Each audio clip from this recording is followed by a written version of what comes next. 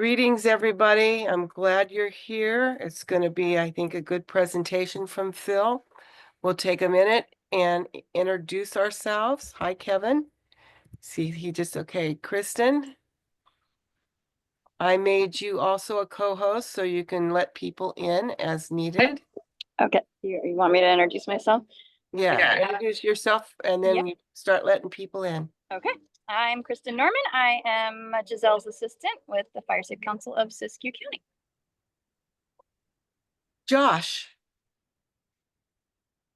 Good evening, everyone. My name is Josh. I'm a program manager with the Corps, working alongside the Fire Safe Council of Siskiyou County on the CWDG project. Greg. Greg Randazzo. It's a little confusing sometimes.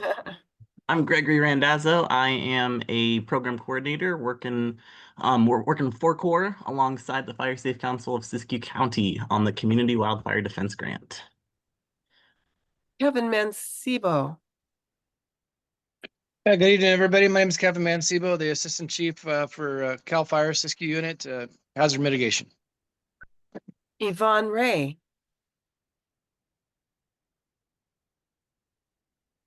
Hi, I'm Yvonne Ray on the Klamath River Fire Safe Council. And Greg Dinger. Volunteer, Manchester West. Elaine McKay.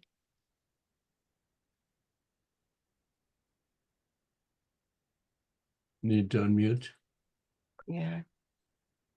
Elaine, you're on mute. There she is. Yeah, thank you. Hi. Yeah, I'm just a very, very interested citizen in Firewise, soon to be homeowner again in Siskiyou County. Right. CJ's iPhone.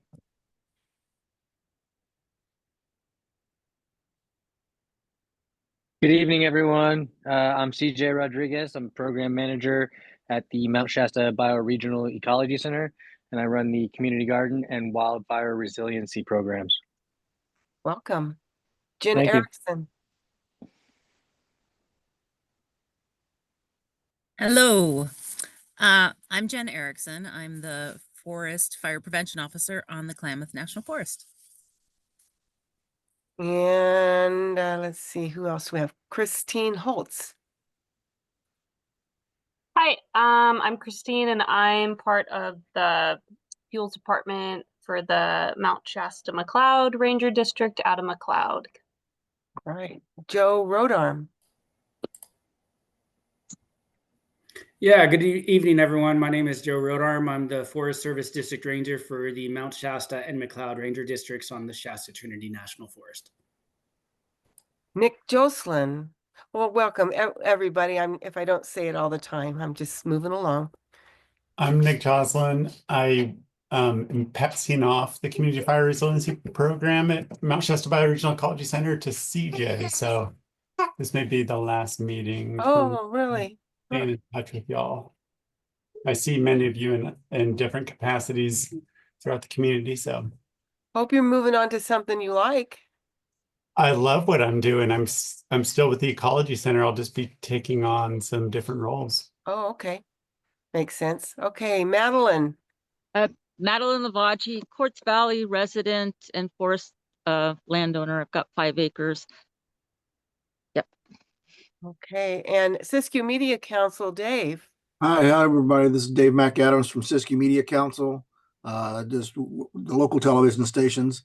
I did want to point out that on the website for tonight that the passcode is missing 1 digit. So. Oh no. Yeah. So it didn't say 631. It just said 63. Oh no. But anyway, but let's just let you know. Okay. Thank you. Darren Weeks. Hi, yeah, this is Darren Weeks with the Siskiyou Air Pollution Control District. I'm here for the smoke and anything I can do to help with that. Julie Titus.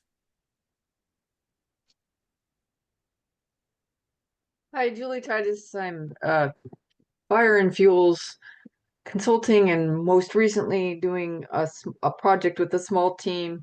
Our team is Proactive Wildland Resources, and it's a CWPP project for starting with weed. So that's just starting. All right. And if I've gotten all of our guests, our participants, we have a guest. I'd like to welcome and introduce Phil Irwin of the California Fair Plan. Phil, would you like to take it away and start your program and your PowerPoint? Oh, yeah, I need to make you a co-host to do Oh, there that. you go. Okay. Well, I can get started and you let me know when you're ready to let me share my screen. But so my name is Phil Irwin. I've got a unique role. I'm actually the broker liaison for the California Fair Plan. So I'm actually an active broker as well as a representative of the California Fair Plan. I've been in this role with the Fair Plan for about 6 years, and it really just started right after the campfire, which is to me is also the kind of the parallel to when it was really the catalyst to a lot of the changes we saw in um, the availability of insurance in the wildland urban interface. Primarily, that's really what we were. That was like the timeline that we really saw a drastic change, where the Fair Plan ended up being the primary resource, the primary option in those markets. So again, my role with the Fair Plan, do a lot of public speaking and worked with a lot of the Firewise and fire safe councils, fire alliances all throughout the state. So been to engagements all throughout in just about every county. So I'm very familiar with the markets and the demographics and really what we're facing with availability, and just want to be a resource to help everybody understand how the Fair Plan works and how to work with your brokers. And if you have really any question I can answer, I'm happy to do so. And if there's questions I can't answer, I will get you, I'll take that information back and make sure to follow up. I did share my email address in the chat earlier on. And just to really level set too. So my role, I'm not in a legislative capacity with the Fair Plan, or again, my role is strictly more for public awareness and just help provide education as a resource when it comes to the Fair Plan.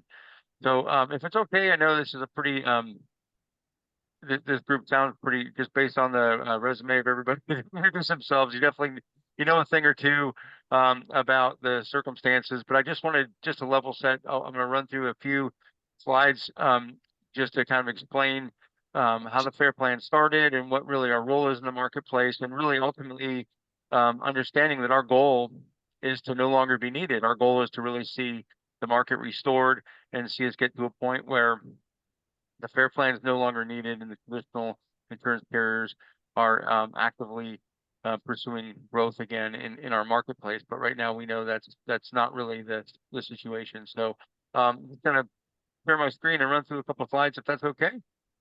Yeah, go ahead. All right, let's see. Is this the button I've been using? Oh, there it is. I've been using Teams so much I lost sight of where everything is on. Okay. So as I mentioned, you're seeing the right slide there. Yeah, we're seeing Okay, it. so again, the California Fair Plan is also referred to as the insurer of last resort. The Fair Plan provides basic property coverage regardless of the property's fire risk, ensuring that all Californians have access to the peace of mind that they deserve. And it's intended to be a short-term solution, a safety net for those unable to procure insurance from the voluntary market. How we work. So back in 1968, the Fair Plan was created by statute, but not funded by or part of the government. So it's a private and not-for-profit organization. It's backed by all property casualty insurers licensed to write in insurance in California. I believe there's 115 of those companies today, and we're part of the residual market, and we're one of over 30 similar organizations in the states across the U.S. So there's over 30 Fair Plans out there. Some are referred to as the citizens, like Florida, maybe one you're more familiar with. It's referred to as citizens, but it's basically the same concept. So just so you understand, the model of the Fair Plan exists in over 30 states. So what makes us different? So we don't have agents. We have registered brokers that conduct business with, but not on our behalf. And we do not market. So again, our goal is not to grow. We're not to compete. We're here as a resource for those that need us. we definitely, like you said, success to us is when the market is restored and the traditional carriers have come back and we're no longer needed in the marketplace. But we encourage insurance and brokers to regularly seek insurance in the standard market. On the broker side, that's referred to as a diligent search. It's their ethical obligation to make sure that before they place you with the fair plan that they have conducted a diligent search of the marketplace. And as a consumer, it's important to know that a diligent search from your standpoint doesn't mean stopping in one place. So maybe you talk to one or two brokers and see what they have available. But it's important to just continually keep in mind that there may be other insurance agencies or operations that may have some options available to you. So every broker kind of has different availability from office to office. Okay, so where we are today, we're at the center of California's homeowners crisis, and this is even before the fires that occurred in January. So we're doing our best to respond to an increased need as voluntary insurers limit their policies in California. Again, all of this was the trend that was happening before the fires occurred in January. We've had over 400% growth in the last 4 years. We're the third largest insurer in the state. So our products, we offer dwelling products for homes, regardless of the occupancy type. So if it's owner occupied, tenant occupied, up to 4, and for that product we can offer up to 4 family units, and also provide personal property for renters and condominium insurance. We also provide commercial insurance and also earthquake insurance through the CEA. So what our dwelling policy covers is your dwelling and personal property. And again, it covers up to 1 to 4 units for a dwelling. So if you've got a 2-plex or 4-plex or 3-plex, it would also apply. And we have what's called a named peril policy. So we cover specific perils. So the perils that our policy covers are fire, smoke, lightning, internal explosion. And we also have extended coverages available, which is windstorm, hail, riot or civil commotion, aircraft collisions, vehicle collisions, and volcanic eruptions, including and also vandalism and malicious mischief, which is also separately available. We do have a maximum total insurance valuable allowed per property of $3 million, so with deductibles ranging from 100 to actually 20,000. So that is a typo. So you can choose a higher deductible as high as 20,000. And then for our commercial policies, again, it's we have right now a $20 million policies are very similar. The other additional item we have there is we provide sprinkler leakage coverage for buildings. But again, for commercial right now, the total insurance value is $20 million. And you may have heard word of the fact that we are increasing this number very soon up to 100 million. So again, that's really more to accommodate the HOAs that have really run that are mostly positioned in the wildland urban interface, that have just really been challenged to have insurance available. So specifically for that purpose is what motivated us or to increase our coverage for commercial insurance. So that's something that we'll be communicating very soon. The CEA policy, again, is very similar. It's offered to every customer with a new policy purchase, the same as you would with any home insurance purchase, but it is through the CEA. And then it's important to understand there's 3 elements that the Fair Plan policy does not cover, and that's provided through a difference in conditions policy. The 3 components are water damage, theft, and liability. So those elements would be placed. You would need to get a difference in conditions policy. There's lots of companies that offer those. Good thing about that is if you've got a carrier that you have your auto and umbrella or other coverages with, by having the difference in conditions policy still with them, you would still get that discount, that multi-policy discount. So that may be an option for you. And there are other lots of other difference in conditions policies available, whether you've got a mobile home, condominium, townhome, standard dwelling, whatever the situation is, or even if it's a rental property, There are difference in conditions policies available for you. We do offer home hardening discounts. So there's two sides of it. So protecting the structure is a 10% discount, and I'll also attach before I leave. I've got a more comprehensive one-page sheet that goes through the discount specifically, and then protecting the immediate surroundings. Again, that's more defensible space oriented, and I'm sure you folks are well within those requirements. And then so again, it's the discount is on the highest part of your premium, which is called the wildfire portion of your premium. But you must meet all the criteria to qualify. And one caveat is the 10% discount on protecting the structure. One piece there that I guess that has been more of a challenge for homes that are not newer construction is having enclosed eaves. That's one of the elements required to have that right now. So again, if you've got a home that's a little bit older, you may or may not have enclosed eaves or have a reasonable way to have your eaves enclosed. So that may be a discount you may not be eligible for. And then most importantly, we've also got the 10% discount for Firewise communities. There's been an absolute flood of Firewise organizations that have been growing throughout the state, which is, I think it's an absolute great thing. It just shows that, to me, the communities, the homeowners, just like the principals of Fire Safe Council, are really trying to go above and beyond to make their community and their homes more fire safe, or as fire safe as possible. So it's really, really great to see such popularity with the Firewise community. And again, that's 10% discount in addition to those other discounts that are available.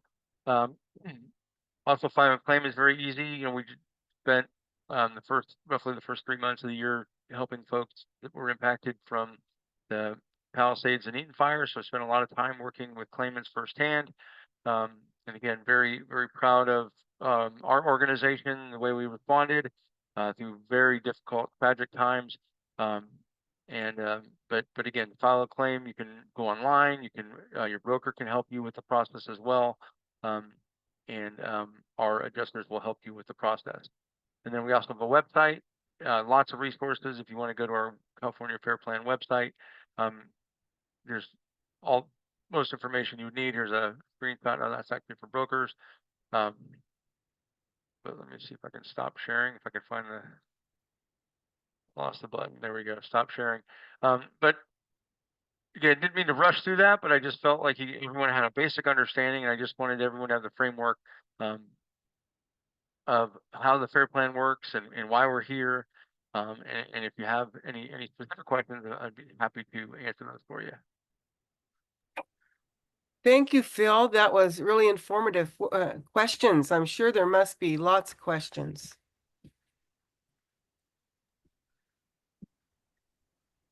No?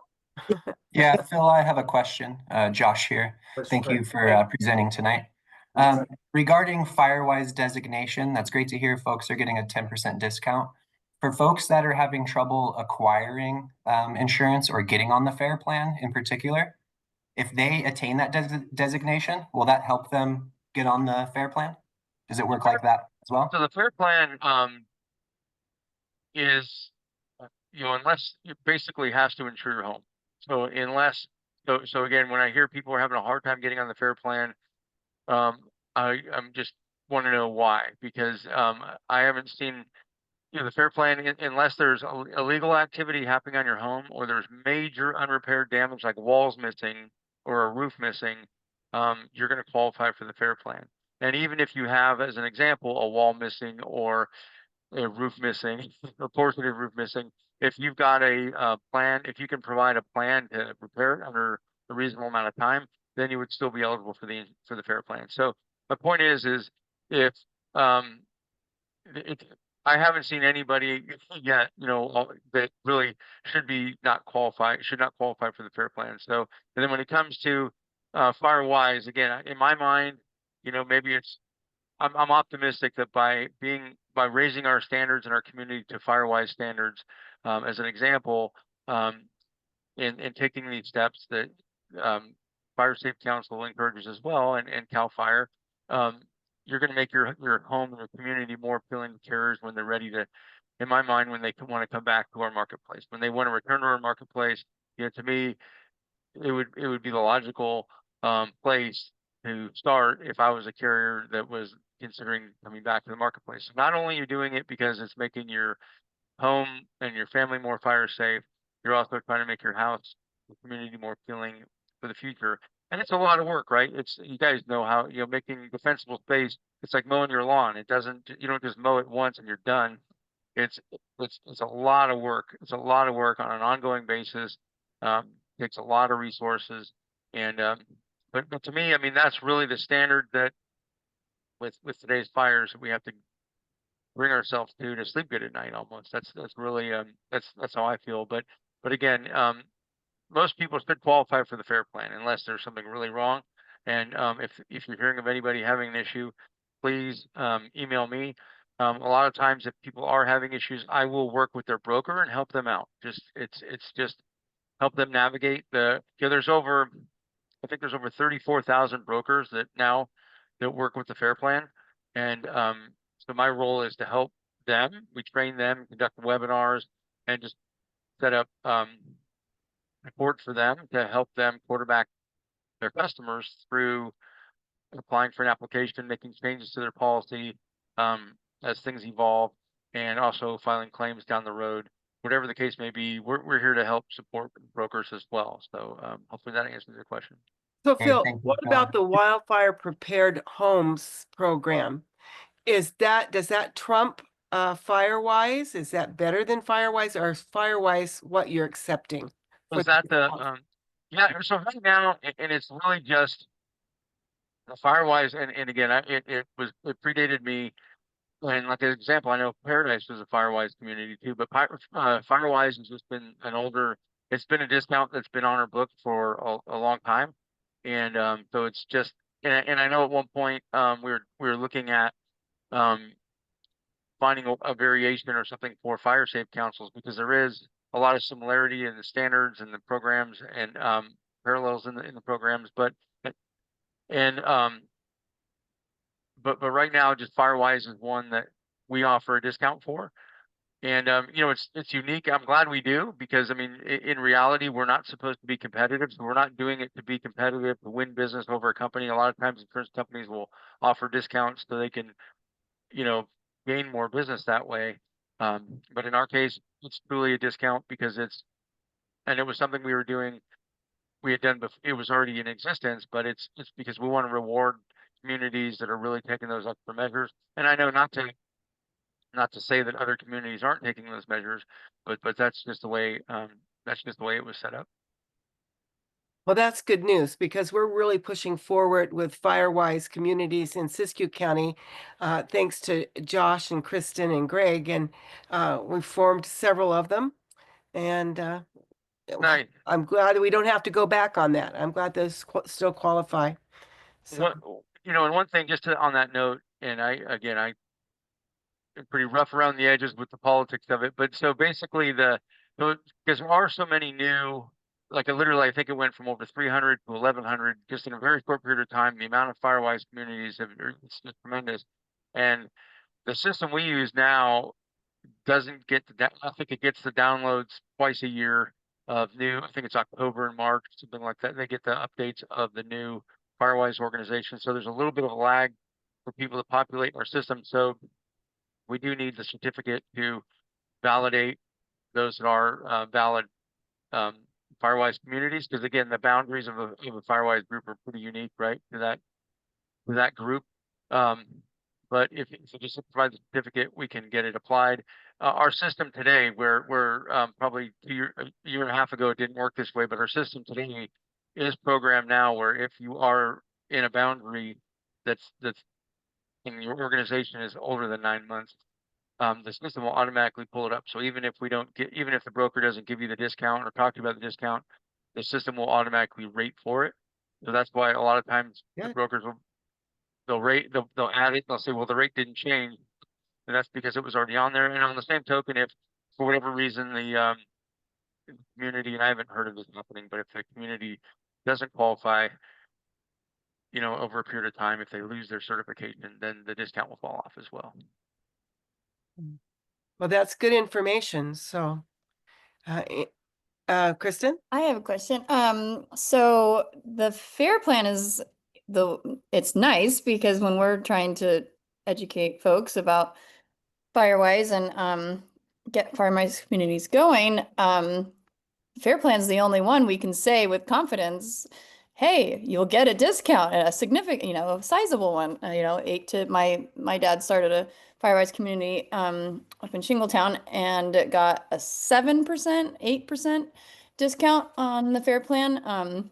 But we've had, a lot of reports from our newly established Firewise communities, people are getting $7, very minimal, like 0.5%, reductions on other, it's all over the map with these other insurance companies. Right. And so I just didn't know if you had any inside information or have a crystal ball that you can see that there's going to be any standardization for the discount that's given, since it's so erratic right now with all the voluntary insurance companies. No, that's an interesting point. And just to clarify, so our discount, and I'll make sure I drop it in the chat. It's a one page that covers in detail how to qualify and what the details are of our discount. But the Fairwise and all of our discounts that we mentioned, it's based on the rough surcharge portion of our premium, which is about 95% of the premium, if not more. So your discount, you're going to get 10% of that portion of the premium. And again, that's the most significant part of the premium. I've seen a few of the companies announce what their Firewise discount was, and it's they're all single digits. And a few of them are companies that aren't even really writing in the wildland urban interface right now. So that's nice, they're offering that, but they're not writing in the markets yet. So but at least when they do, it'll be nice to see. I think that what we're hearing a lot from the Department of Insurance is a lot of emphasis on this and in the different strategies that are in place. And it's very positive stuff to see, because I've been in the industry a long time, and you see companies come up with discounts for lots of different reasons, and usually it's to compete, and in this case I feel like it's a very meaningful discount, and these techniques work, or these standards work. All of us have seen fires and homes that didn't burn, and why they didn't burn compared to the ones that did burn, and the differences. I tell a story. So I'm in El Dorado County, and home of the Caldor fire, and I've got a customer that was in Grizzly Flats, and he followed everything to a T, and it was amazing because he was in a pure forest. I mean, I don't even know how those firefighters, or why they stood and fought for his house, because it was just insane. And but he had an outbuilding that was a little further off, and he didn't care about that one as much, and didn't follow the same guidelines. And and sure enough, his outbuilding burned, but nothing else did. And it was just a small little shed. He didn't really care, but it was just interesting to see, and it was very vivid to me why what works and what doesn't work. And and again, there's always going to be those wins and those circumstances that things are going to burn anyway. But again, it's really meaningful, and I'm really glad to see everybody heading in this direction. Yeah, we are too. And it's a lot of times people won't put in the energy effort to do a Firewise community if there's no incentive, so that's why we Right. often are like, hey, you can get this discount, but now it's turning out like the discount might only be $7. No, I'll send you this form, because it's 10% of the brush surcharge, so Yeah, the it's a FAIR plan's major great. portion. Yeah, It's but great the when other people are on the companies, FAIR plan, yeah, because you can say with confidence, yeah, you'll get a right. significant discount, but all the other insurance companies, it's like, so. Well, hopefully with some pressure, the other insurance companies will begin to follow suit, because it's unreasonable the way it is right now. So does anybody else have any questions for Phil? I have a question. Elaine?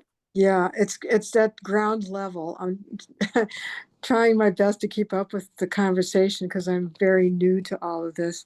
But I guess my most direct question, Phil, would be to even engage with California Fair.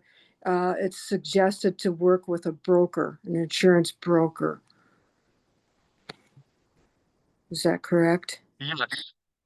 And the thing is, every broker, just like a lot of business, by the way, I just put the discount information in the chat. Oh, I think I actually just sent that just to Josh. Okay. Sorry. I was multitasking. So, to work with a broker, so just like any other profession, I mean, brokers, may have some different schools of thought. So it's important to just, maybe talk to two or three and just make sure that, you feel comfortable with, how they're approaching the situation, make sure that they've exhausted every resource, because you may be in a county that the majority of the county, the only thing that's available may be the fair plan. Unfortunately, there's several counties in that boat, including mine right now. But they still owe it you to try and look for other options to make sure that there absolutely is nothing else available. And the fair plan is designed for you to be able to get off it at any time, and there's never a penalty. So if you do end up with the fair plan, we encourage you to look on an ongoing basis. And your broker, it's their duty to, at least on an annual basis, when your policy renews, to do the same thing, to go through the same process to make sure that the fair plan is in fact the only available solution for your Okay. home. Yeah, thank you. I just took my first step just yesterday to meet up with a broker, and I got the impression that I'm trying to straighten out that between the broker and the California Fair Plan, it's really the broker's responsibility per se to know what the various discounts could be. Because she started mentioning, well, if your home is near a fire hydrant and this and that. And I thought, it seems like to me that would be a checklist that California Fair Plan would supply as far as additional discounts within. Yeah, well, that's also how our rating is determined, and really we've got a little bit more sophisticated rating now, where beyond just the ISO method, where we don't just look at the distance of a fire hydrant or the distance of a fully staffed fire station. We look at your the slope, the access, the fuel, all the things, all those other variables come into play too. Yeah, but is the broker supposed to be up to speed with that, or is that Yeah. on your No, side?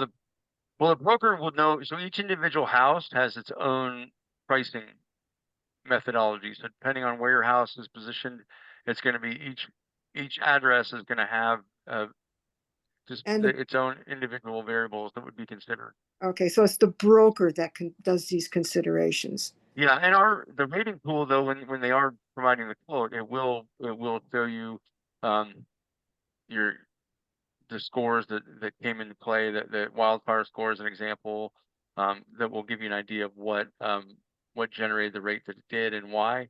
So that'll be provided to you as well. Okay, thank you.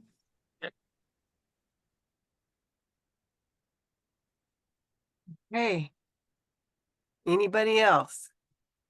Well, Phil, this was All right. really great information, and we have it recorded. It was a lot of stuff in a short little package. So we will post that link later if anybody needs to review and discuss it more. And then Phil just posted his email, so you can also email him with your questions. And we really do appreciate you. You're welcome to stay on and listen to the rest of the meeting if you want, but you don't have to. I But appreciate that. you're certainly welcome to. So anyway, Well, thank you. again, I just appreciate it, and any way I can open myself up as a resource, either to help you directly, or if you hear somebody that needs help, or if your broker maybe might need some assistance navigating a discount or something's getting hung up. And like I said, Firewise, so the newer Firewise groups, that's probably the feedback we're hearing the most right now, is it's been a challenge getting some people don't have their certificates and they're not showing up in our system. So we're doing a little bit more to validate the Firewise discount, but it's a lot of work. So we want to make sure anyone that is entitled to it, we want to make sure they get it without any headache. So if there's anything that you hear of out there, make sure you keep me as a resource to help along. Thank you. I did get one question here on the side. You are the California Fair Plan, and they want to know, does that mean you are with the state of California? No, we are not. That was just something we talked about. We Right. are a private association that was created by mandate in 1916. Right. That's the Or clarification nonprofit. needed. Yeah. Nonprofit. Okay. Well, thank you again. All right. Thanks, everybody. Have a great evening. Yeah, thank you. Bye now. We're going to move into the Community Wildfire Defense Grant the Fire Safe Council has for a defensible space for 500 homes across Siskiyou County. I'm going to turn it over to Josh and Greg to give us an update on that. Thanks, Giselle. Good evening, everybody. The Community Wildfire Defense Grant, we are carrying on. I have some updates, some shout outs. So we've been pretty busy this last month. We attended a workshop in Wairika with the Wairika Fire Safe Council. So just a shout out to George Jennings over there. The Prescribed Burn Association was there. Cal Fire was there with the presentation. Jay Perkins had a great presentation. So just all around great workshop. Another shout out to Dunsmuir. Stephen Cater had a great day of prepping for the Cal Fire chipper that came through. McConnell Foundation showed out, which was fantastic. And then along with the Mount Shasta Bioregional Ecology Center. So Nick and CJ, a big shout out there. And then we topped that off with the Greenway Stay, which that was our third or fourth time attending. So it's always good to see Dunsmuir and what they're up to. As for CWDG and home assessments, defensible space that Giselle was speaking on, we just flew 15 homes to get defensible space done out to bid. So that's very exciting for Cecilville. So hoping to get some bids on that and get that work done for those 15 residents. In Scott Bar, we have 11 that are lined up. The bid packet is just about ready for that to be flown as well. So very exciting there. Scott Bar, we did participate in a chipper prep day as well. So it was very exciting to see Doreen took the challenge that Chief Mancebo gave to the group, and she rallied the troops out there at Scott Bar. And so that was very successful. And I do want to pass it over to Mr. Greg Randazzo for an update on Forks of Salmon. Hey, thanks, Josh. Down here in Forks of Salmon, I have been flagging away on properties. We have 12 lined up altogether and looking forward to getting that out. Bid packet will be done tomorrow along with Josh's. So we're very excited to get that out. And we're also looking at doing a chipper day out here on the Salmon River as well. So all exciting things. Well, oh, sorry, Giselle. and I was just going to say, keep going. I put the link to the project sign up in the chat. If there's anybody out there that is looking for a free home assessment, we'll look at your defensible space. We'll look at the home hardening and give recommendations. So the link is in the chat. Thank you. Any questions for Josh or Greg? Well, thank you guys. You've just been awesome. You're getting a lot done. It's so great to have this put out to bid, and going to do some more soon, getting a few responses from contractors.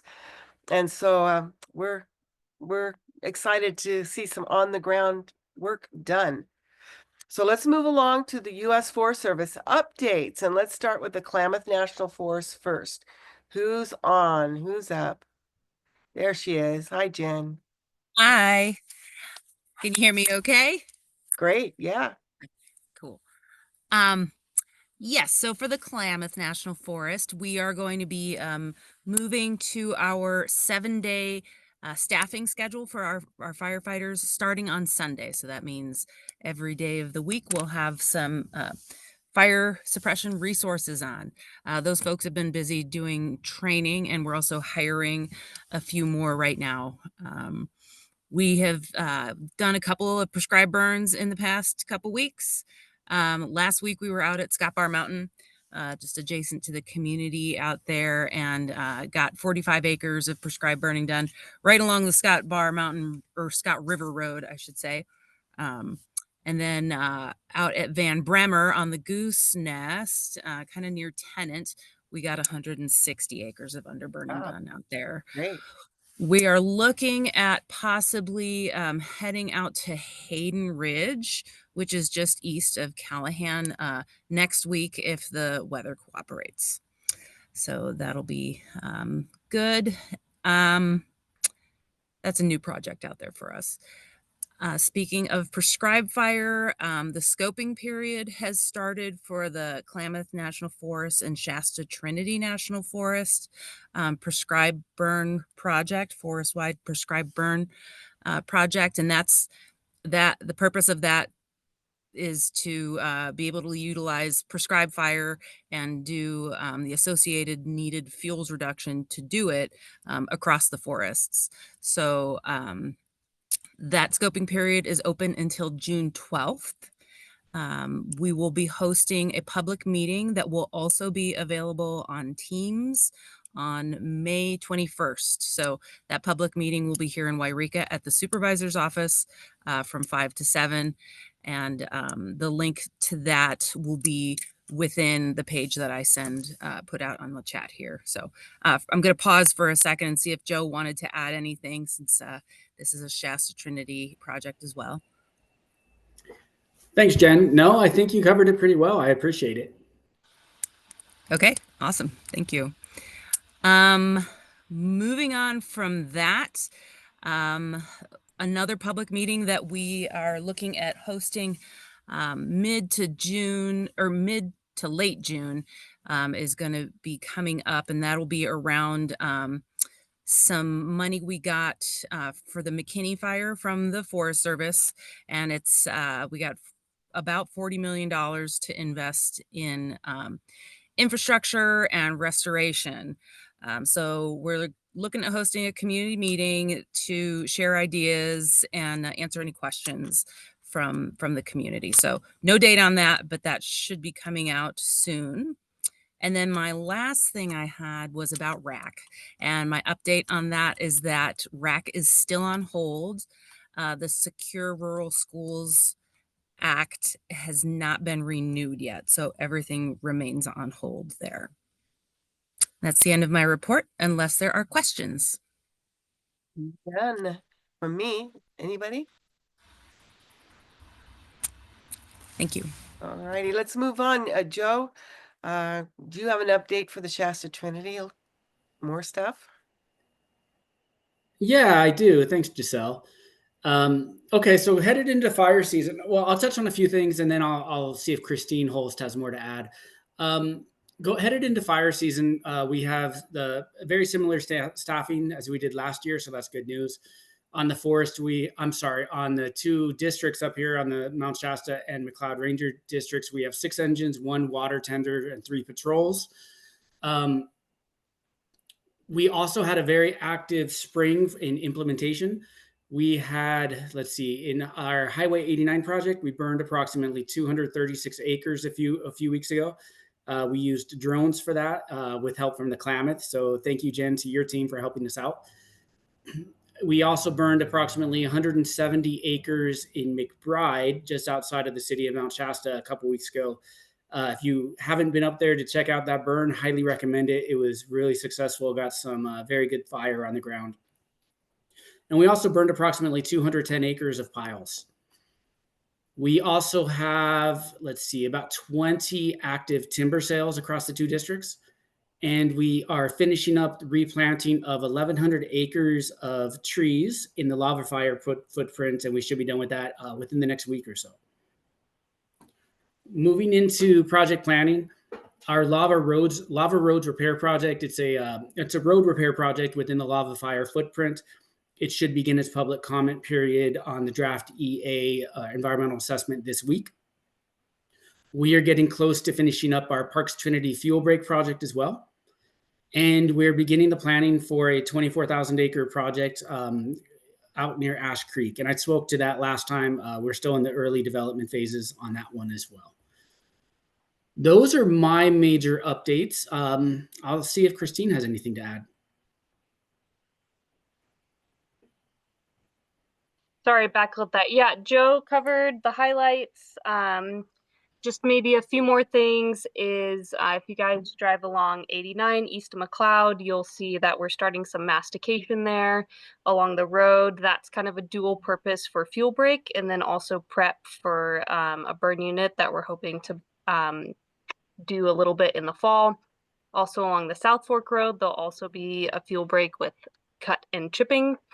And then we are going to be receiving AmeriCorps has a program called Forest Corps, and there was some questions about budget cuts, but we're happy to say that we are going to be receiving a Forest Corps crew from July 17th to the end of September. And so they'll be in with us helping with fuel reductions and a little bit of timber on the side. So we love the program. We actually hired 3 of the crew members last year to our fire and fuels teams, and it's wonderful exposure. It's good help for us, and so yeah, we're thrilled to be a sponsor once more.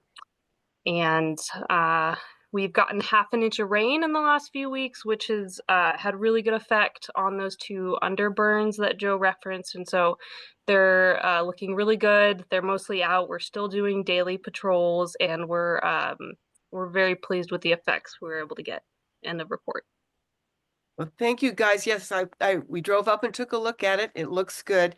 I only have one comment, and that comes because the public has come to me about the smoke. They wanted to know if they can somehow learn about it earlier so that they can leave if they wanted to. So I know you guys posted and you put some stuff out, but a lot of people didn't get the message. So if we can maybe work on getting it out a little earlier, that would be wonderful.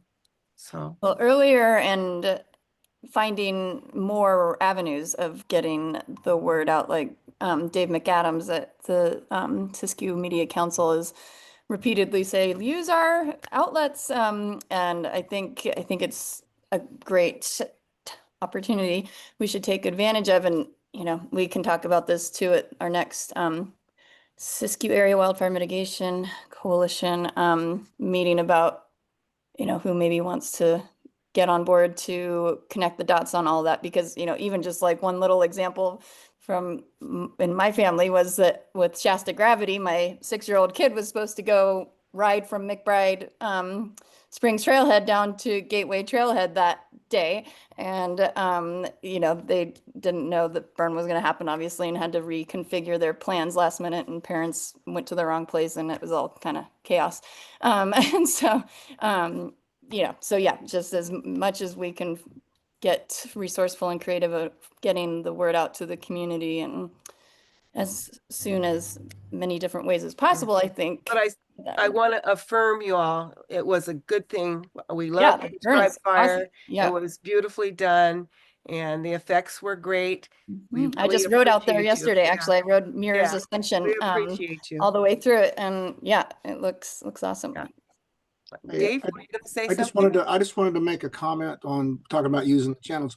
The platform that we have continues to mature, and we learn more about doing live streaming and things like that. So we're learning all those different processes and how people can set up their own live streaming from either the location that they're at or things. But if you're planning meetings, we just did the Doris town hall meeting for the sheriff's department last week. Came out really great. It went to the channels, it went to Facebook, and it went to YouTube all at the same time. And we have much more capacity to go even to further platforms. We're learning this as we go, and we're trying to make this platform work a little bit better. So if you're planning an event, especially the one that's coming up in June, if you're wanting to live stream that, we can work on getting all the protocols set up well in advance, and then we just basically hit go and we're ready to rock. That's awesome. Yeah. We want to use you more and more as we figure out how we can. So, Darren, you have a question? Yeah, I'd just like to add to the notification stuff that from here, our office, all these big burns that the CAL FIRE and the Forest Service do, they get notified through PFERs, which show up on the Smoke Spotter app and the Watch Duty app. So there's definitely ways of getting it out there. And we know a few days before they get the approval that it'll come out there. So it sticks on that map a little bit. But I also talked to Kristen, and we're working on ways of getting better notification for potential burns and just helping get the information out there from our office too. Thank you. That's greatly appreciated because we're all in this together. Yeah, we Definitely. super appreciate the feedback. Go ahead, Joe. Sorry, and I'm having unstable network errors, so if I'm breaking up, I apologize. Yeah, no, we do appreciate that feedback, like Christine says. And so I do want to just give a little bit of information on the outreach efforts that we did do, but also that we will strive to increase those in the future. So one of the things that came up, just so everyone's aware, was that we weren't aware until pretty much the day before that the burn was going to most likely occur, because it was maybe a 50-50 chance before that. And we had tried to notify the public earlier, maybe about a month or so before, that if conditions were right, we would be burning. Once we figured out that we would be burning, we did post public media notifications. We had individuals walk around town to different stores and post flyers around town and speak to as many people as they could. However, we do acknowledge that the message wasn't as widespread as what we would have liked. And so we'll definitely be reaching out to Siskiyou Media Council and others in the future to increase those. So we appreciate that feedback very much. Thank you. And then Thank go you. ahead, Christine. Yeah, Joe pretty much covered it. Spring burning is a great opportunity for us. One of the challenges is that the weather is super unpredictable, more so even than the fall.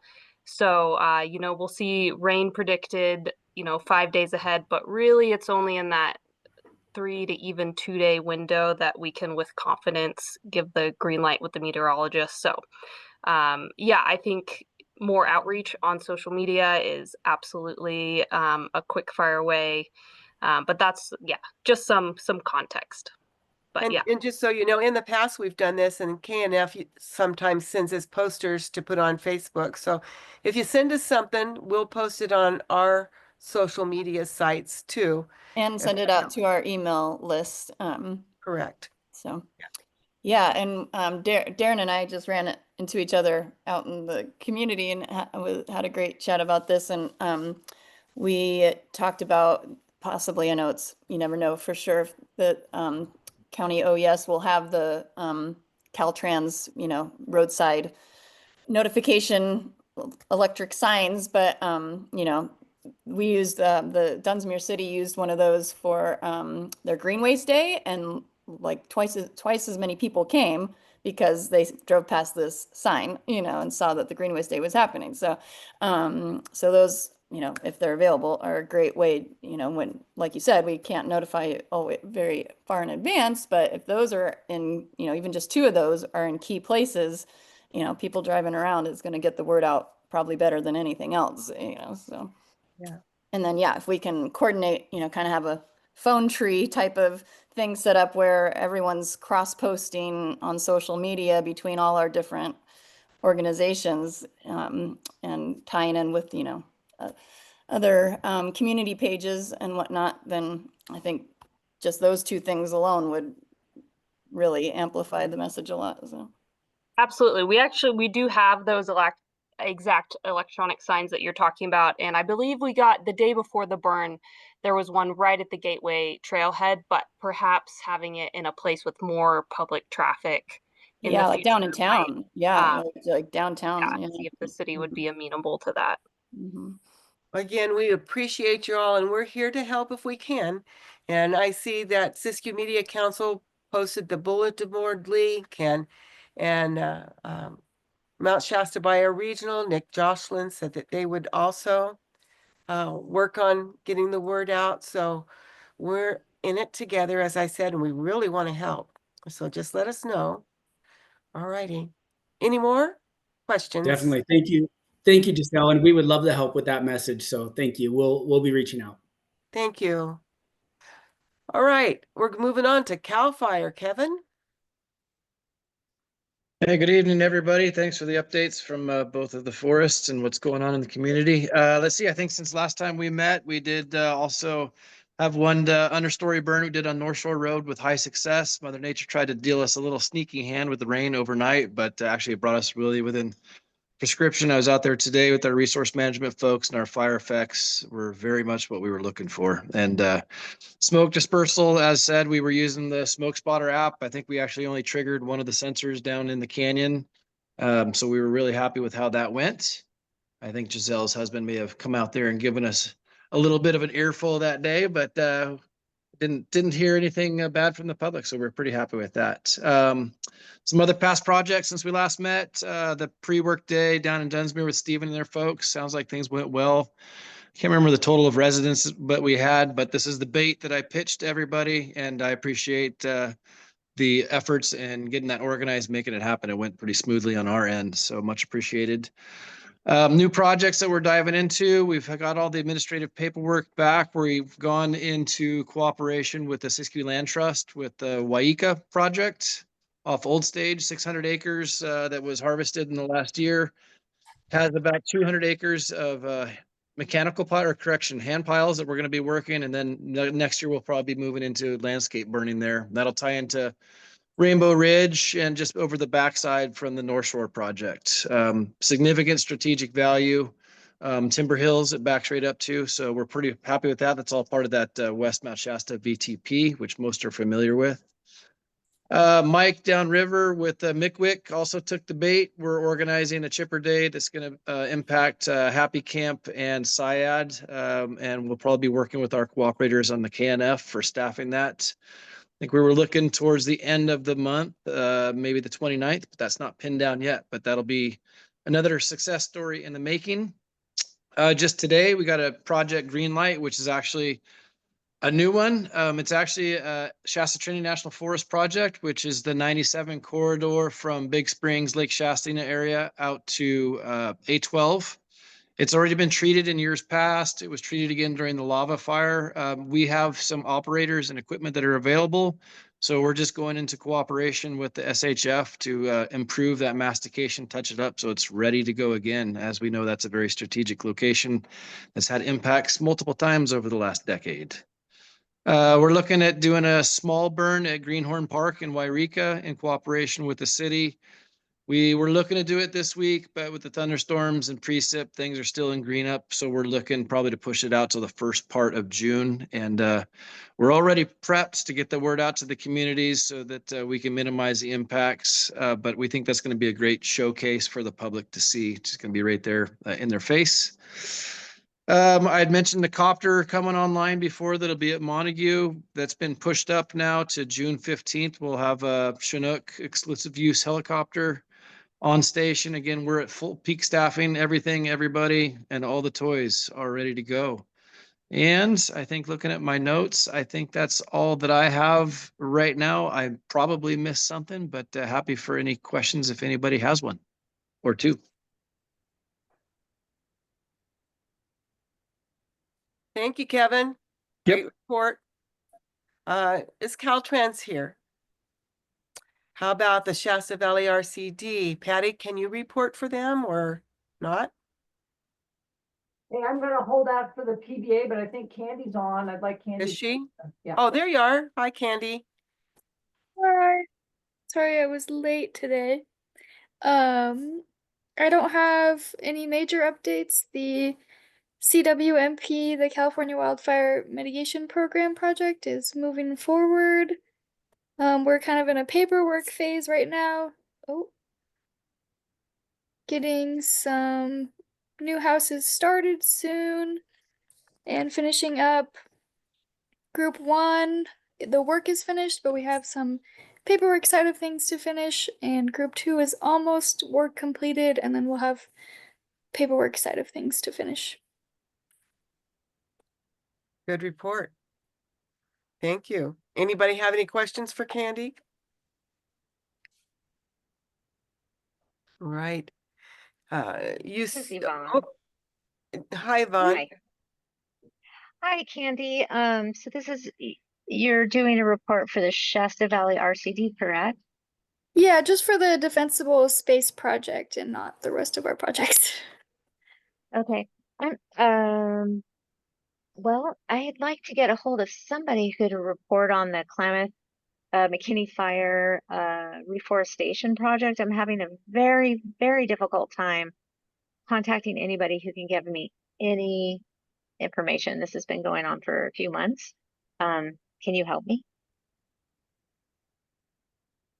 Yeah, I can get you Michael McGill's contact information or Dan Blessing.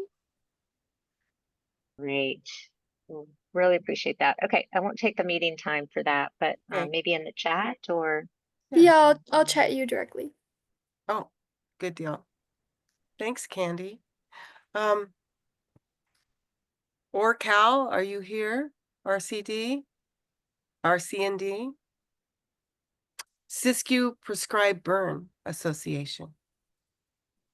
Okay, that's me. Thanks. Thanks a lot, Giselle. So, yeah, since the last time I've been on, we did a little burning out in the Hammond Ranch. It was a great partner get together with the Land Trust and Scott River Watershed Council, Hammond Ranch Fire, the PBA and Shasta Valley RCD, and we also appreciate Cal Fire kind of staging their engine there with us that day. That was very nice of you, Chief Mancebo. Chief Mancebo mentioned burning in Greenhorn the first part of June. Cal Fire's also graciously taken the PBA into the fold. I think that that's going to be a volunteer opportunity when it shows up. As well as, and I don't want to surprise you, Chief, but I talked to Steph Pendell today, and we were also talking about opportunities on Wairika Ridge burning kind of in that same period in that first part of June. So as a PBA volunteer get together. So we're looking forward to a little more burning yet this year, and looks like we've got some pretty good conditions. So that's it for me. Thank you. Patty, I ran into Lindsay last check while I was riding on the Mears Ascension through the McBride Burn yesterday and had a great chat with her, and she says to say hello to you and everyone else here and she really misses burning at home in Siskiyou County. So she says she's having great experiences burning all over the state with all these other great organizations, but she does miss burning with you. Yeah, Lindsay's my mentor, so thanks for mentioning her. All right. Thank you, Patty. We appreciate what you do. Scott River Watershed, are you here? Mount Shasta Bioregional. Hey, I'll just give a quick update. We helped Stephen Decatur down in Dunsmuir on the prep day before the Green Waste Day, which was targeted at community members who needed assistance getting the material out of their yard. And it was a really fun work day. Hung out with Josh and Greg and a bunch of McConnell Foundation folks. And I don't think I've ever seen as many contractor bags get piled up as we had that day. It was an impressive amount of material we moved off of the lots we got to, and I was not able to attend the actual Green Waste Day, but hopefully that all sounds like it went pretty smooth. There was a bunch of stuff that was going to be chipped by Cal Fire, and I assume that went smoothly as well. Like I had mentioned earlier, CJ is going to be stepping into the role, and in our program, we aren't big implementation folks, but we really are like serve like a translational role, getting a lot of this information about programs that many of you offer out to the public so they're aware of the opportunities that exist for them, especially like with the RCD work. I tell people about that all the time, and I think it just helps to have multiple venues for people to check in with, especially and with like smoke notification kind of stuff. Carolyn Napper, she worked with us pretty closely when they were going to burn, and we would put it on our Facebook and Instagram and let people know. So I think just getting that like element, while we're not going to be out there with heavy equipment doing work, we also can reach to different areas of our community and express where they can be helped. And our real strong point is organizing communities. Kind of now the FireWise community program is being looked at more closely up here.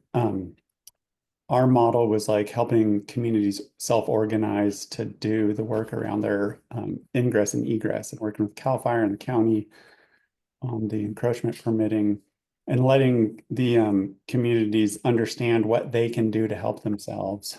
And so we will continue to do that. We're right now looking for the next community we're going to work in because we sort of finished the Dietz Road area.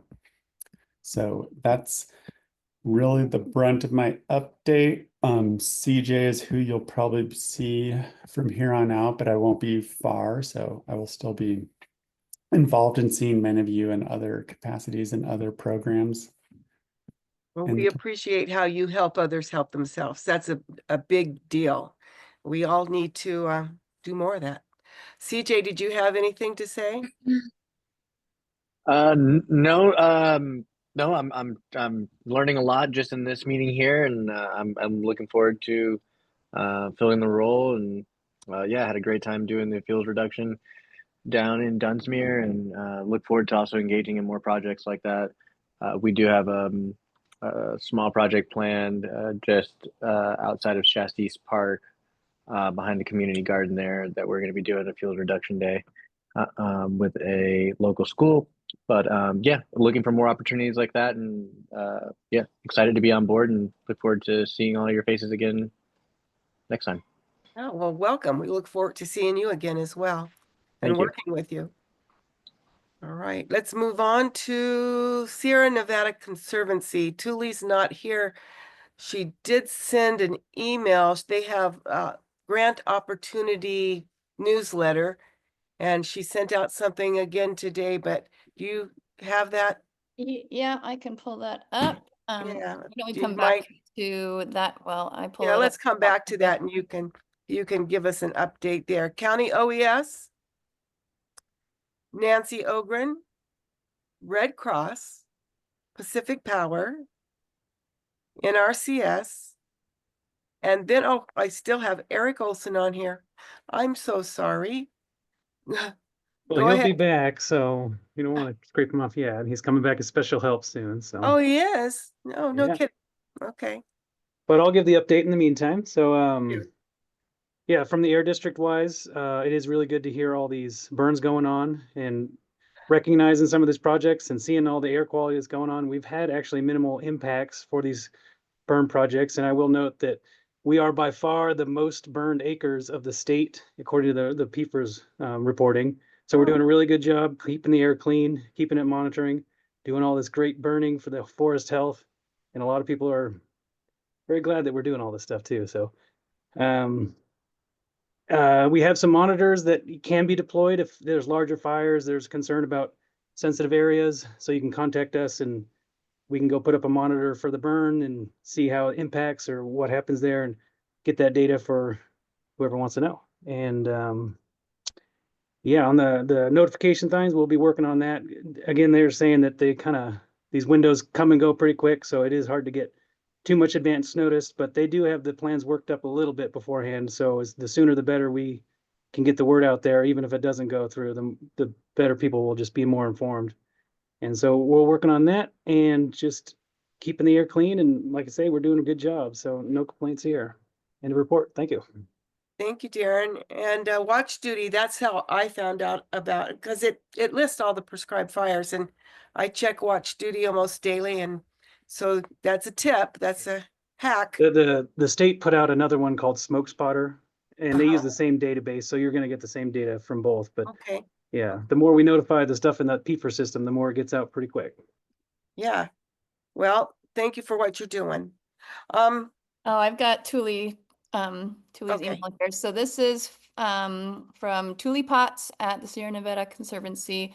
Emailed us a short little update to share with really great news. A surprise that they will have funding for this funding round this summer for their Wildfire and Forest Resilient Grant program, which was in question. So that's awesome news. The California Proposition $4 are approved by California voters and in November 24.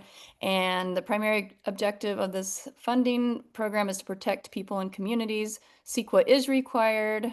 And keep an eye on SNC's board website for draft guidelines that will be published in our June board materials. It's on May 21st. So that is a great opportunity that folks in our area can look into. And their June board meeting will be in Modoc County, June 4th and 5th. Their information on their website for more details and to RSVP if you'd like to attend. And they've got a new spotlight on nature at work, building climate residence in Sierra Cascade on their website as well. And a report on behalf of the Sierra Nevada Conservancy. Thank you so much. Appreciate you looking that up. Sheriff, not here. CHP, not here. Siskiyou County Natural Resources, not here. So let's move into the local fire safe council updates.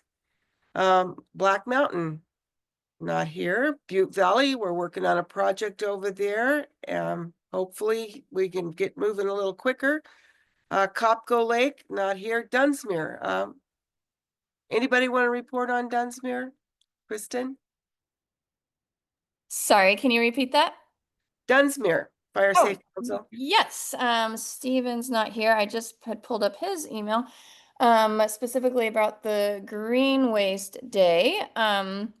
That was the most green waste ever in the history of the Green Waste Days down there. So there was 80 separate properties that participated in the Green Waste Day. I believe they got 12 properties done during the prep day that Bioregional and McConnell Foundation and Corps helped with, and CAL FIRE that did the chipping. So that was a kind of a two-pronged approach that got so much more done than in the past. And that 80 properties was almost double from last fall when there was 46 properties that participated. And the total cubic yards was estimated at this point. He didn't have the confirmed amount yet, but it was around 5 cubic yards per vehicle and a total of 476 cubic yards of material total. And that's not including all that was chipped by CAL FIRE on the prep day. So really impressive numbers. Very exciting to see all the momentum growing down there in Dunsmuir. And we were down there giving out a lot of the outreach materials and letting folks know that with our CWDG program, we will be down there this fall. And people were very excited about CWDG coming to town and wanted information to sign up for the home assessments and defensible space clearance. So very productive couple of days down there. Yeah, they're doing great things in Dunsmuir. So let's move on to weed. Well, the Fire Safe Council received a grant from CAL FIRE to produce 2 community wildfire protection plan documents, one for weed and one for updating the countywide one. I'd like, if she would like to, Julie, we put this out to bid for a fire planner, and we hired or contracted proactive wildland folks, as Julie is the lead, to take that on. And Julie, you want to give us an update on what's going on there? Yeah, thanks. It basically just we're in the very initial stages, and quite a few, I don't know how many folks from this group are familiar with the whole process, but I think a lot of you hopped on CAL FIRE training about they have a new what they're calling a toolkit and to help communities. But our small group, which consists Jay Perkins, you guys saw his, a lot of you, it sounds like, might have gone to his presentation and know Jay well. So Jay, myself, and a GIS person are the 3 primary ones, a very small team. And the initial stages, we're bringing just a few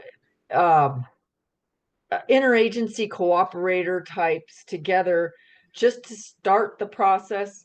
There will be a and this we're going to start with greater weed. So eventually we're going to have a meeting with a small group to draw a draft boundary, then bring it to a public meeting later on when we get everything sort of going.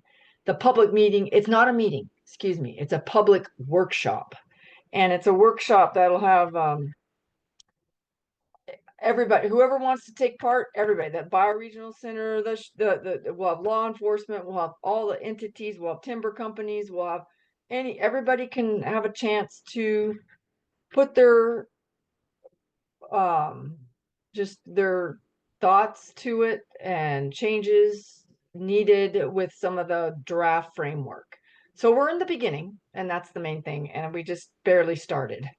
But as we all know, weed proper has had the disasters they've had in the last 10 years, made sense to really focus on that area and community and the areas around it for a specific plan. CWPP gives an area more robust wildfire analysis work. And that's the general countywide plan is more, uses the fire severity zones from CAL FIRE. That is the premise, but then this takes it a little bit, it definitely takes it to a more detailed analysis for the areas in terms of fire behavior, fire severity, and all that. So that's a general thing, and I'm glad we can do this. And everybody's going to have a chance that wants to, that's part of that area or has an interest, can be involved, as that public meeting will definitely get the word out plenty of time ahead when that stage comes for that. So yeah, thanks.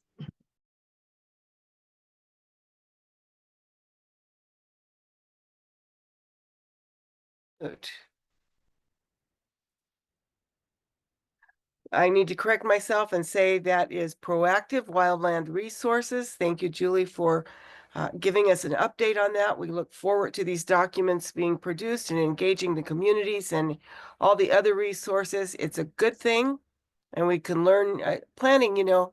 Planning is important, and that's what this is. It's a planning process and planning documents with some good tips. Giselle, one other thing I should say, we are trying to, given budget, between budget and everything else and time, we are trying to mentor a couple people as well, because this is a process that, Jane and I have been doing it for a while, and it's great to bring on in new folks to learn about it. It takes, yeah. So I'll just leave it at that for now. Yeah, and Kristen is going to be mentored for a while, so we're glad to have her on board with that program.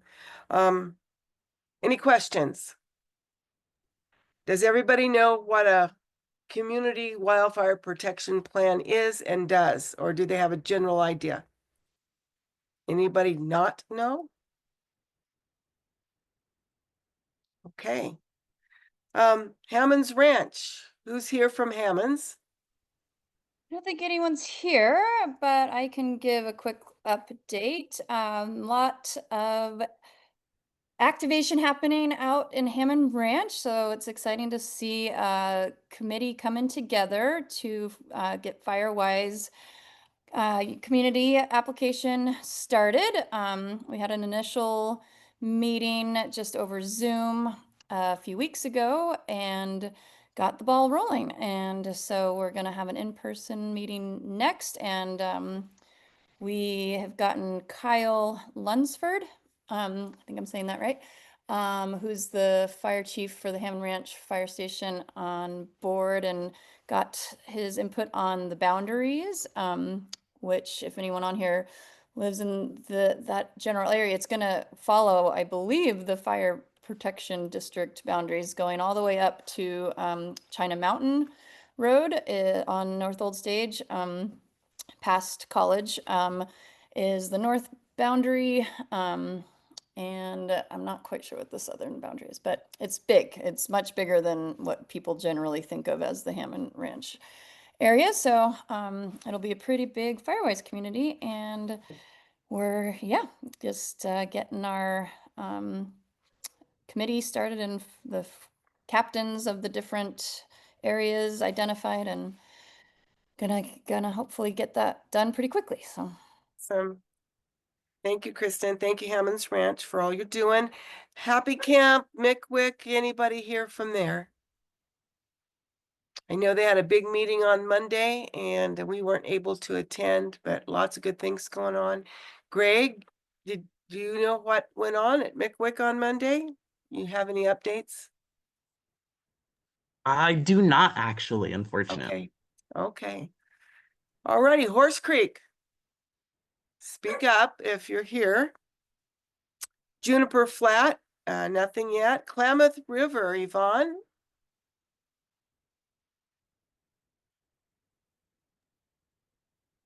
Hey, oh, it was really good that the McKinney Fire Long-Term Recovery Group had a resource fair and taco feed for the community, and the poor and the Siskiyou County, the Fire Safe Council of Siskiyou County was there, as well as the Forest Service and CAL FIRE, MCWIC, and others were represented. It was an excellent presentation for the community of Klamath River, about getting ready for fire season and what we can do during the off season.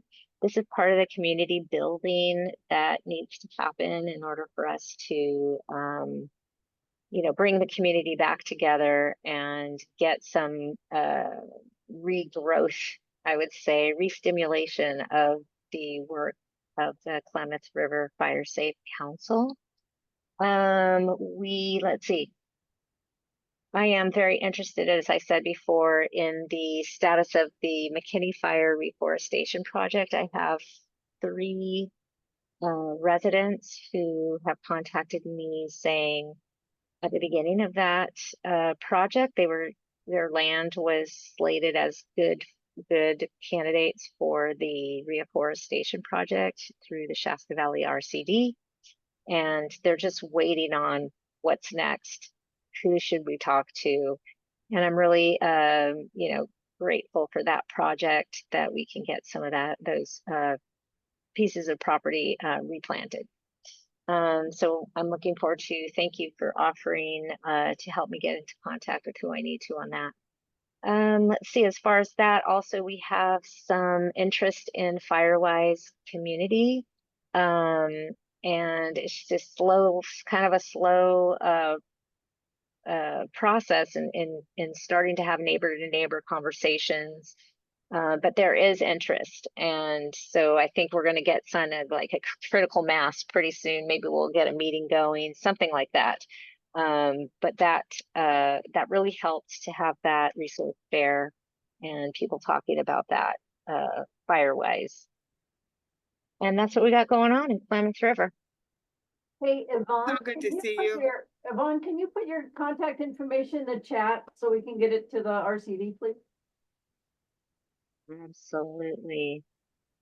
That's what happened with Okay. Hammond Ranch too, Yvonne. So don't feel bad. It took 2 years, and there was just one person who, comes on to our monthly meetings usually, Marushka, and she's been coming for a couple years, and she was the first one to try to start talking about it, and it took 2 years of her kind of being the persistent, champion of it, and then all of a sudden it's like boom, boom, boom, boom, boom. Everything really came together quickly. So that's usually how it works. So you're doing the groundwork that takes a while to get the momentum going. But Well, that's Yvonne is a great. very good leader. She's been around almost since the beginning of the Fire Safe I Council. did this start like in 2007. I think Fire Safe Council started around the region, and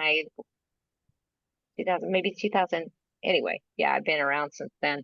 You've been around a while, so, and that's all good stuff.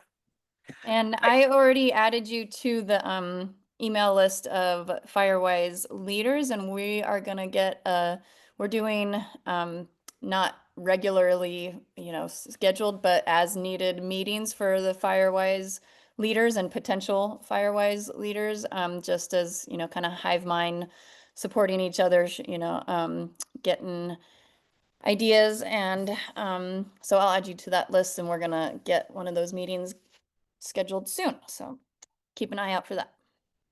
Great. Yeah, just everybody put me in the loop of anything that concerns our area around here.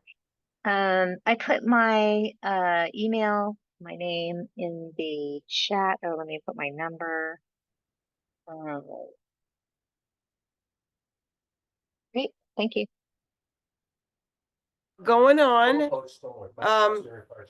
Lake Shastina, they have a project that we're working on out there, and I'll give you more. I'm just going to kind of hurry along here because we're getting out of time. Lower Scott River, anybody? McLeod?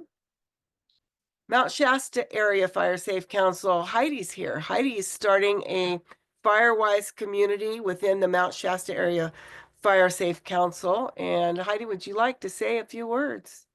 Yeah, yeah. I wanted to share that we have been trying to get the 120 plus neighbors in our area aware of our chipping that CAL FIRE is going to be doing on May 31st. So we changed the date because I got really sick. And it seems like we're going to have a good turnout.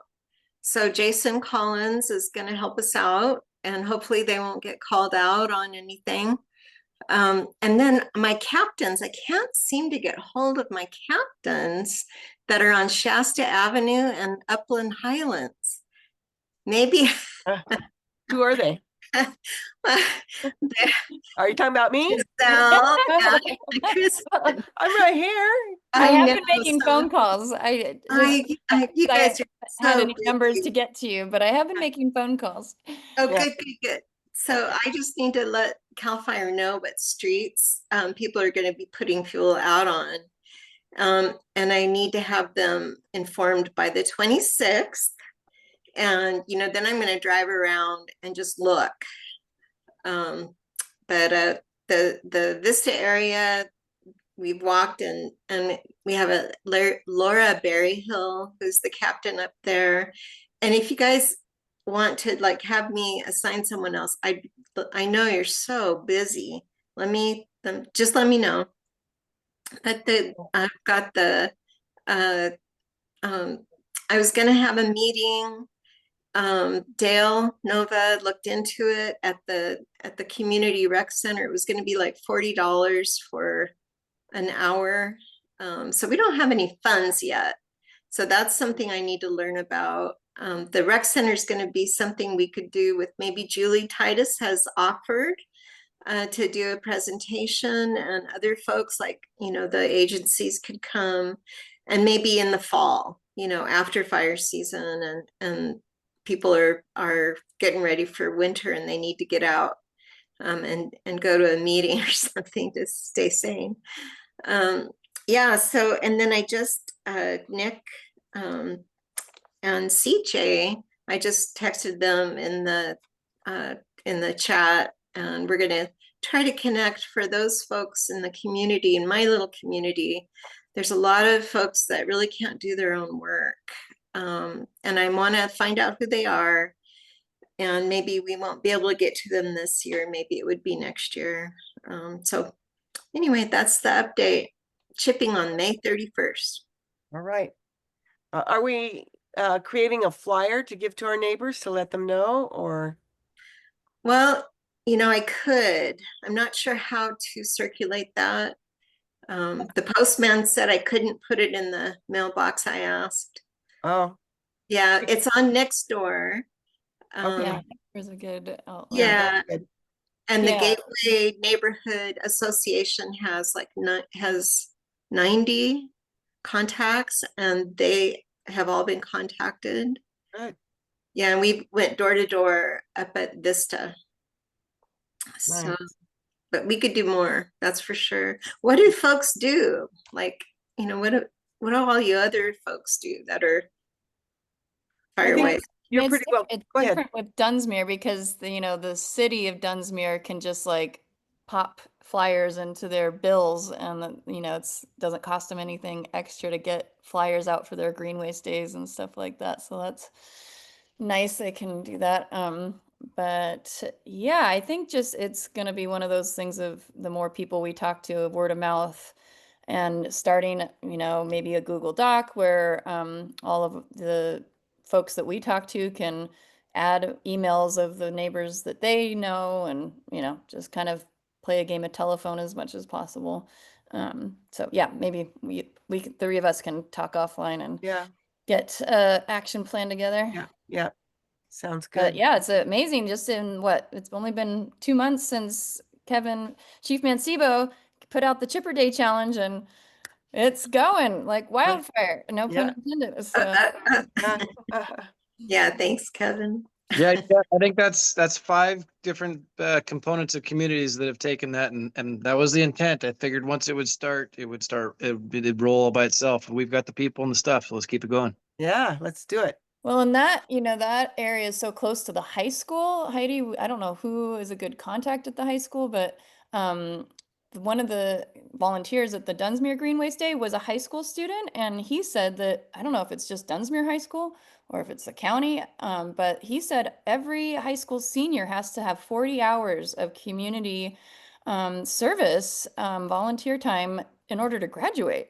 So I was like, ooh, let's talk We'll about that. take care of that. That Yeah, sounds so if great. we could get some high schoolers, since your Firewise That's is great. right in their backyard, and get like a couple work days for some of the folks that can't get their stuff ready to be chipped, then that would Yeah. be a good thing.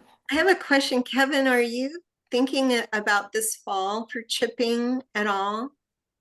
Yeah, I think that's definitely something to put on the horizon, but I think you hit it on the nail on the head in that, hoping that we're around. Fall is definitely a time where we are pretty strapped staffing wise. When I started in this job, Halloween was when the duffel bag drag started, and now we're pushing into December. So we can always tentatively schedule like you're already doing with Chief Collins, and we get it on the calendar, and we just have to have flexibility and understanding in that. Okay, sounds great. Yeah, Heidi, this is CJ with the Ecology Center. I sent you a private message in the meeting with my contact information. Okay, great. Thank you. Yeah, thanks. Well, all I good also stuff. was gonna say, Heidi, maybe bark up that tree too. I don't know how Bioregional Center identifies their communities that they focus on, but maybe the squeaky wheel gets the grease. Yeah, Bioregional has a tool trailer. CJ or Nick, you want to talk about that? Is that available? Yeah, we have a tool trailer that I can coordinate with folks who would like to utilize that for work parties and fuel reduction days. I also have the Ecology Center also has a dump trailer that's available for use for these types of work parties or reduction days. So yeah, please, I'll put my contact in the general chat, and by all means, reach out to me to coordinate for that kind of assistance. And we also can mobilize volunteers, depending on how long we have to work on the event. All And as good Nick, stuff. It's so exciting. Go ahead. yeah, and as Nick also pointed out, community outreach is a big component as well. So feel free to also coordinate with me anything that you'd like to have circulated. Oh, nice. Yep. Nice. All right. Well, Thank you. thank you, everybody. I'm feeling encouraged, so all good. Quartz Valley. Greg, can you speak for them? Or wait. Not at the moment. I'm barking up some trees to try and find some information for folks. Okay. Madeline. Well, Madeline was here, but she's not now. I didn't anymore. see her. Yeah. Madeline? Now we're going over a little bit, so I'll hurry along. Syed's not here. Wairika area. Josh, you want to give a quick update? You already did, sort of, about meeting them. Do you want to say anything else? That's all I had. Fantastic workshop. They have their Austin Road project that they're still working on. That's all I have for George. Okay. Others present. Anybody else have anything to say or questions to ask? Okay, we're going to move into open forum. And I know Dale Nova has something he wants to say.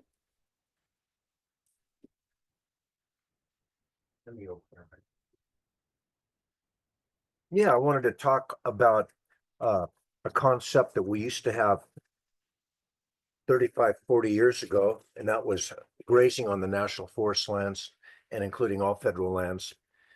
Well, we've got some solutions and we've got some dilemmas. We don't hardly have any grazing going on the KNF or the Shasta T. Part of that's because of loss of much of our grasslands and recent fires, but at the same time, there's a great program that's been going on. BLM's been running it.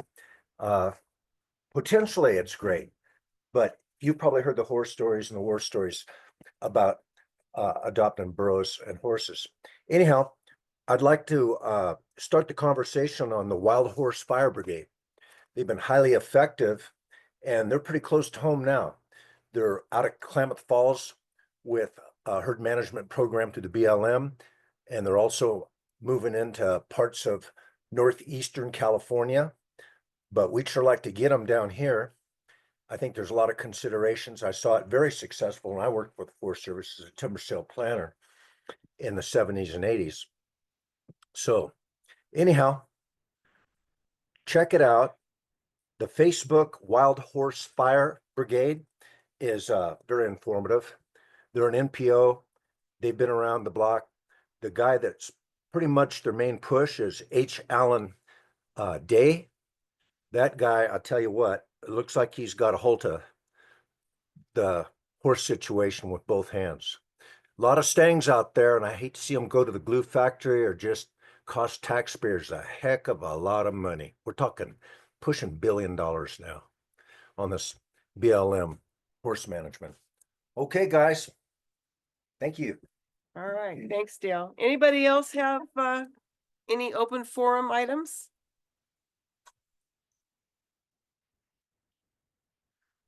All right, well, our next meeting will be June 11th. And same time, same place, same station. We look forward to seeing you there.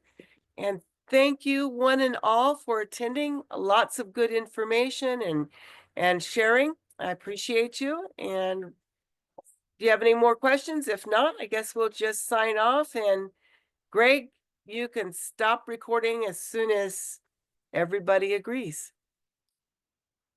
We all done? All right. Thank you, everybody. Thanks, Giselle. Thanks, you guys.